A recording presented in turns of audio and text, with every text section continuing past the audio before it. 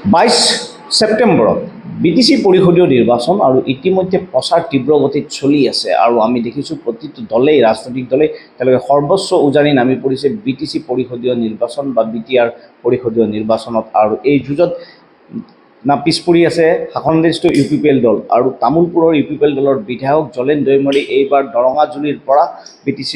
নিৰ্বাচনত তেওঁ UPPL দলৰ প্ৰাৰ্থী হিচাপে প্ৰতিদ্বন্দ্বিতা কৰিছে। জলেন দৈমাৰী মোৰ সৈতে আছে। জলেন দৈমাৰী ডাঙৰ TV9 আসামত মই আপোনাক স্বাগতম জনাইছোঁ।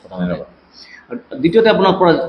আপোনাৰ পৰা জানিব বিচাৰিম যে এই সমষ্টি দৰঙাজুলি ভাৰত ভূটানৰ সীমান্ত, গতিকে ইয়াত ভূটানৰ পৰা অহা বনৰীয়া হাতীকে ধৰি বিভিন্ন সমস্যা আছে, খোৱা পানীৰ অভাৱকে ধৰি, গতিকে সামগ্ৰিকভাৱে এই দৰঙাজুলিৰ এই সমস্যাসমূহ কেনেদৰে সমাধান কৰিম বুলি ভাবিছে? হয়, আগতো আছিল, বৰ্তমানো আছে যে দৰঙাজুলিত মাত্ৰ নহয়, BTR অঞ্চলত বিভিন্ন ঠাইত হাতী মানুহৰ সংঘাতটো আছে, চলি আছে আৰু ঠিক তেনেকুৱা দৰঙাজুলিতো ইয়াৰ ব্যতিক্ৰম হোৱা নাই। দৰঙাজুলিতো আমাৰ হাতী মানুহৰ সংঘাত যথেষ্টখিনি আছে। তো মই নিৰ্বাচিত হোৱাৰ পিছত আমাৰ বহুত ডাঙৰ এলেকা নহয় হাতী মানুহৰ যিটো সংঘাত আজি দৰঙাজুলি সমষ্টিত হৈছে। আমি ইয়াত সোলাৰ ফেন্সিঙৰ ব্যৱস্থা কৰিব বিচাৰিছোঁ। সেই সোলাৰ ফেন্সিঙত সোলাৰ ফেন্সিং কৰাৰ লগে লগে নিশ্চয় আমাৰ যিটো হাতী আমাৰ খেতি পথাৰ বা মানুহৰ ঘৰত সোমাই নিশ্চয় হাতীয়ে গম পাব যিটো ইয়াত সোলাৰ ফেন্সিং ব্যৱস্থা কৰা আছে হিচাপে হাতীৰ পৰা আমি হাতীৰ মানুহৰ যি সংঘাত ইয়াৰ পৰা পৰিত্ৰাণ বুলি ভাবিছোঁ। ইয়াৰ বাদেও আমি চাইণ্টিফিকেলি চাব লাগিব যে আজি হাতীয়ে ইমান গাঁৱত কিয় সোমাইছে, হাতী আজিৰ তাৰিখত পাহাৰৰ পৰা নামি আহি গাঁৱে ভূঞে কিয় সোমাইছে, নিশ্চয় কিবা এটা কাৰণ থাকিব। গতিকে আমাৰ যিসকল ৰিচাৰ্চ পাৰ্চন আছে, এক্সপাৰ্ট পাৰ্চন আছে, ইলেকশ্যনৰ পিছত আমি ৰিজাল্টৰ পিছত এক্সপাৰ্ট পাৰ্চনৰ লগত আলোচনা কৰি হাতী মানুহৰ যি সংঘাত সেই সংঘাতটো কেনেকৈ নিৰ্মূল কৰিব পাৰোঁ ইয়াৰ কাৰণে ডিছকাশ্যন কৰিম। হয়, দ্বিতীয় ইয়াত পূৰ্বৰ বিধায়ক তামোলপুৰৰ EM কাৰ্যবাহী সদস্য ইমানুৱেল মুছাহাৰী তেওঁ নিৰ্বাচনত প্ৰতিদ্বন্দ্বিতা কৰিছে BPF দলৰ পৰা। দুবাৰৰ MCLA বিজিত গৌৰা নাৰ্জাৰী BPFৰ পৰা নিৰ্বাচিত হৈছিল, যদিও তেওঁ BJP দলত যোগদান কৰি BJPৰ প্ৰাৰ্থিত্বত পুনৰ নিৰ্বাচনত প্ৰতিদ্বন্দ্বিতা কৰিছে আৰু জলেন দৈমাৰী UPPL দলৰ পৰা। এই হাই ভল্টেজৰ যুঁজখন কেনেকুৱা, কি আকৰ্ষণীয় হ'ব? আকৰ্ষণীয় হৈছে, সকলোৱে হেলিকপ্টাৰত আহিছে, প্ৰচাৰ চলাই আছে ইয়াতে আৰু আহিব কেইদিনমান পিছত নিৰ্বাচনী প্ৰচাৰ চলাব। কিন্তু এটা কথা স্পষ্ট হয়, লোকেলৰ কথাটো লোকেল মানুহে জানে। আজি ইয়াত বহুতে প্ৰচাৰ চলাব আহিব, চাব, কিন্তু তেখেতসকলে আজি ইয়াত কোনখিনিত কি সমস্যা হৈছে, ইয়াৰ ৰাইজৰ অসুবিধাবিলাক বুজিবলৈ চেষ্টা নকৰে। নিৰ্বাচন আহিছে বুলি আহিছে, বহুতক মই দেখিছোঁ নতুন মোক আজি ইয়াত নিৰ্বাচনী প্ৰচাৰ চলাই আছে, কিন্তু নিৰ্বাচন যোৱাৰ পিছত সেইখিনি ব্যক্তিবিলাকে যিসকলে আজি ডাঙৰ কথা কৈছে ইয়াত আহি আমাৰ যিবিলাকৰ নেতাবিলাক ইয়াত আহিছে, তেখেতসকলে আজি নিৰ্বাচন শেষ হোৱাৰ লগে লগে গুচি যাব। নিৰ্বাচন শেষ হোৱাৰ লগে গুচি যোৱাৰ পিছত ইয়াৰ সমস্যাবিলাক আমিহে বুজি পাম, লোকেল মানুহে বুজি পাব। গতিকে এই লোকেল মানুহে বুজি পাব, ইয়াৰ কাৰণে আজি আমি বুজিবলৈ চেষ্টা কৰিছোঁ। বিধায়ক হিচাপেও এতিয়া MCLA প্ৰাৰ্থী হিচাপেও আমি বুজিবলৈ চেষ্টা কৰিছোঁ আৰু নিশ্চয় ইয়াত আমাৰ হাই ভল্টেজ বুলি ইয়াৰ কাৰণে কোৱা হৈছে। ইয়াত যিহেতু ফৰ্মাৰ আমাৰ বিধায়ক ডাঙৰীয়া আছে, বৰ্তমানৰ বিধায়ক হিচাপে মই আছোঁ আৰু আমাৰ বৰ্তমানৰ MCLA ডাঙৰীয়াও আছে। গতিকে ভাবিব গ'লে হাই ভল্টেজ হয়, কিন্তু হাই ভল্টেজ হ'লেও ইয়াত ৰাইজেহে হাই ভল্টেজ, আমি লিডাৰবিলাকে হাই ভল্টেজ নহয়। ইয়াত হাই ভল্টেজ নহয়, ৰাইজ হাই ভল্টেজ আৰু এই হাই ভল্টেজ ৰাইজে আমাৰ 100% UPPLৰ পক্ষত থিয় দিছে আৰু শক্তিশালী হিচাপে আমাক আগুৱাই যোৱাৰ কাৰণে প্ৰেৰণা দিছে। ইয়াত বিভিন্ন জাতি জনগোষ্ঠী আছে, আজি এটা জনগোষ্ঠী মাত্ৰ আমাক সহায় কৰা নাই। ইয়াত যিমান জাতি জনগোষ্ঠী আছে, ইয়াত মেক্সিমাম জাতি জনগোষ্ঠী মোক সহায় কৰিছে আৰু এইটোৱে মোৰ নিশ্চিত 22 তাৰিখ যি নিৰ্বাচন, 26 তাৰিখৰ ৰিজাল্ট আপোনালোকে ইয়াত UPPL জয়ে 100% দেখিব। ঠিকে আছে, আমি দেখিছোঁ আমাৰ অসম বিধানসভাৰ অধ্যক্ষ ডাঙৰীয়াই যি এটা ভাল পদক্ষেপ লৈছে, এইটো ঠিকেই আছে, কিন্তু এনেকুৱা স্ক'প আমাৰ দৰঙাজুলি সমষ্টিত ইমান সহজ নহয়। গতিকে যিহেতু নদী আছে, পানী বহুত দোৱাত লাগি নামি আহে, এইটো আৰু এনেকুৱা ইৰিগেশ্যন ছিষ্টেমত আমি এইটো কৰাটো ইমান সহজ নহয়। তথাপিও তথাপিও মই আশা ৰাখিছোঁ যে নিৰ্বাচন চৰকাৰ অহাৰ পিছত আমি প্ৰতিটো এলেকাত আমাৰ যিবিলাকত আজি পানীৰ ব্যৱস্থা আছে ইয়াত পাৰ্মানেণ্ট বৰিং আমাৰ আজিৰ তাৰিখত মই সুধিছোঁ গম পাইছোঁ মই ক'ৰবাত ঠাইত বৰিঙৰ যিহেতু প্ৰপ'জেল দিছোঁ আৰু ক'ৰবাত কৰাও হৈছে তো সেই হিচাপে আমি যি দৰংগাজুলি যি পানীৰ সমস্যা সেই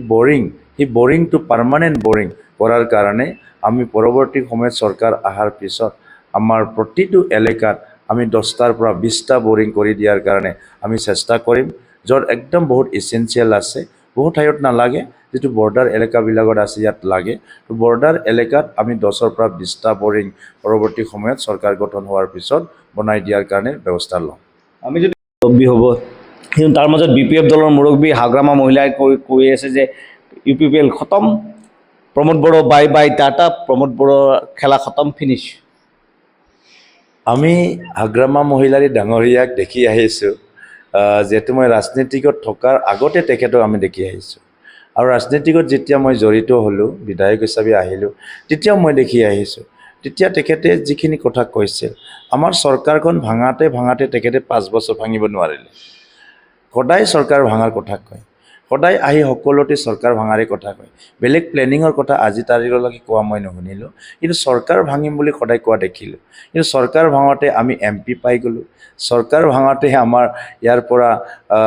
MLA আমাৰ বাই ইলেকশ্যনত পাই গ'লোঁ চৰকাৰ ভাঙোতে আকৌ আমাৰ এইটো নিজৰ নতুন চৰকাৰ আমি ছেকেণ্ড টাৰ্ম চৰকাৰে গঠন কৰিবলৈ ওলাইছোঁ কিন্তু তেখেতৰ সপোন চৰকাৰ ভাঙিম বুলি কয় যি বাই টাটা দি যেটো নিজে আজি তাৰিখত নিজে আঁতৰি গৈছে গতিকে আজি তাৰিখত হাগ্ৰামাক ৰাইজে বাই টাটা দিছে এইটো 100% 26ৰ যি ৰিজাল্ট 2000 আমাৰ 26 ছেপ্টেম্বৰ যি ৰিজাল্ট ইয়াৰ তাই বাই টাটা দিয়াটো নিজে দেখিবলৈ পাব গতিকে তেনেকুৱা যদি ইলেকশ্যন হয় আমি 28টা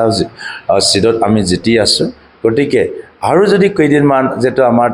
4-5 দিন আছে ইয়াৰ আকৌ আমাৰ বহু চিটটো আকৌ চেঞ্জ হ'ব মানে বহু চিট আজি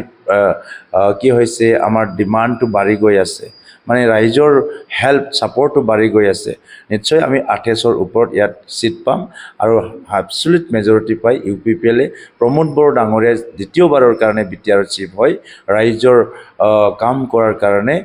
নিজক আগুৱাই লৈ যাব পাৰিব বুলি মই আশা ৰাখিছোঁ এতিয়া আপুনি BJP দলে খুব এগ্ৰেছিভ নিৰ্বাচনী প্ৰচাৰ চলাইছে স্বয়ং মুখ্যমন্ত্ৰী ডক্টৰ হিমন্ত বিশ্ব শৰ্মাৰ নেতৃত্বত ব্যাপক নিৰ্বাচনী প্ৰচাৰ ব্যাপকভাৱে কিন্তু য'ত BJP দলো কিন্তু UPPL দলৰ অংশীদাৰ আছিল BTR চৰকাৰত BJP বা মুখ্যমন্ত্ৰীৰ নেতৃত্বত যিটো ধৰণৰ এগ্ৰেছিভনেছ প্ৰচাৰ চলিছে কি ক'ব সন্মানীয় মুখ্যমন্ত্ৰী ডাঙৰীয়াক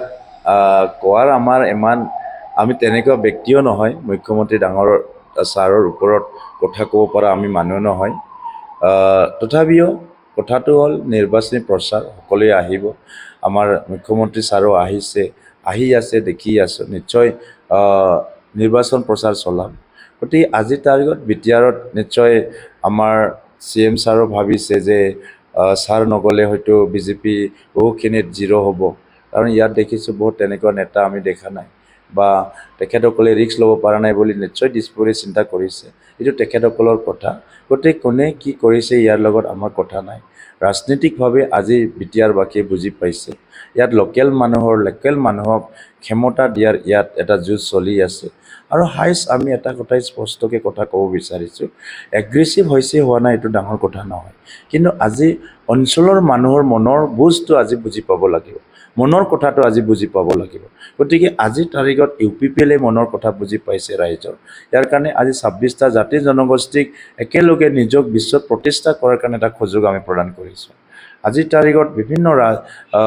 জাতি জনগোষ্ঠীক নিজৰ অধিকাৰ সেই অধিকাৰবিলাক আমি ইমপ্লিমেণ্ট কৰাৰ কাৰণে সুযোগ এটা দিছোঁ ইয়াৰ কাৰণে আজিৰ তাৰিখ কোনে আহিছে ইয়াৰ লগত আমি কথা নাই ইয়াত কোনোবা মুখ্যমন্ত্ৰী ডাঙৰীয়া আহিছে আমাৰ সন্মানীয় মন্ত্ৰীসকল আহিছে বাহিৰৰ বিধায়কসকল আহিছে মোৰ সতীৰ্থ বিধায়কসকলে মোৰ সমষ্টিত ঘূৰি আছে মই গম পাইছোঁ চাই আছোঁ ইয়াৰ লগত আমাৰ কোনো মেল নাই আমাৰ কথা এইটোৱে ৰাইজে আমাৰ আশীৰ্বাদ দিছে ৰাইজৰ মৰম আছে আৰু আজি 35 লক্ষ ৰাইজে বিচাৰিছে ছেকেণ্ডবাৰৰ কাৰণে প্ৰমোদ বড়ো ডাঙৰীয়া চিফ হ'ব লাগে 26টা জাতি জনগোষ্ঠীৰ হাততে ক্ষমতাটো থাকিব লাগে